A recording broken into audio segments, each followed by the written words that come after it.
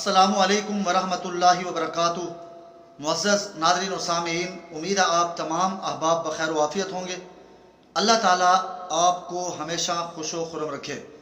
پیارے نبی صلی اللہ علیہ وآلہ وصحبہ وسلم کے اخلاق حسنہ سے متعلق ایک خوبصورت سبق آموز واقعہ لے کر آپ کی خدمت میں حاضر ہوں کہ پیارے نبی صلی اللہ علیہ وآلہ وصحبہ وسلم کیسے اخلاق کے اعلیٰ مراتب پر فائز تھے۔ اپنے تو اپنے رہے، بیگانے بھی اس بات کی گواہی دیتے ہیں کہ پیارے نبی صلی اللہ علیہ وآلہ وصحبہ وسلم کے اخلاق سے بڑھ کر کوئی انسان اچھے اخلاق والا آج تک ہم نے نہیں دیکھا۔ اس لیے اللہ تعالیٰ نے قرآن کریم کے اندر پیارے نبی صلی اللہ علیہ وسلم کے اخلاق کو بیان فرمایا اور ارشاد فرمایا وَإِنَّكَ لَعَلَىٰ خُلُقٍ عَظِيمٍ کہ آپ صلی اللہ علیہ وسلم اخلاق کے اعلیٰ سے اعلیٰ مقام پر فائز کیے گئے تھے۔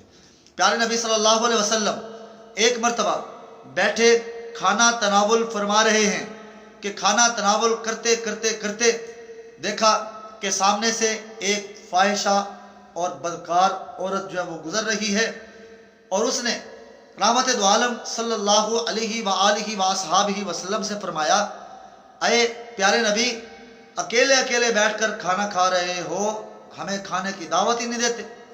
پیارے نبی صلی اللہ علیہ وسلم نے ارشاد فرمایا آؤ اللہ کی نیک بندی، آپ بھی آؤ اور آ کر میرے ساتھ بیٹھ کر کھانا تناول کرو۔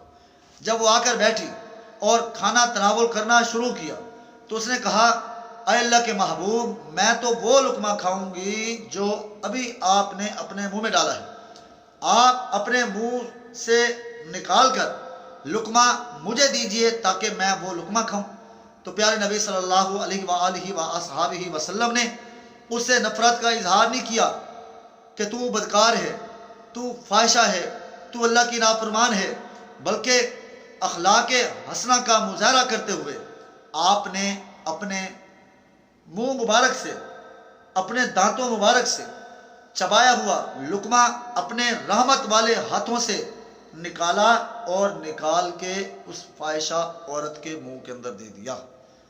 اب اس فاحشہ عورت کے منہ کے ذریعے سے جو ہی وہ پیٹ کی طرف لقمہ گیا، اللہ تعالیٰ نے اس کے دل کی کایا پلٹ دی اور فوراً اس نے اپنی بدکاری والی زندگی سے اور ساری غلط کاری زندگی سے توبہ طائب ہو کر رحمت دو عالم صلی اللہ علیہ وآلہ وصحبہ وسلم کی صحیح معنوں میں اتباع، فرما برداری اور غلامی والی زندگی اختیار کرنا شروع کر دیا۔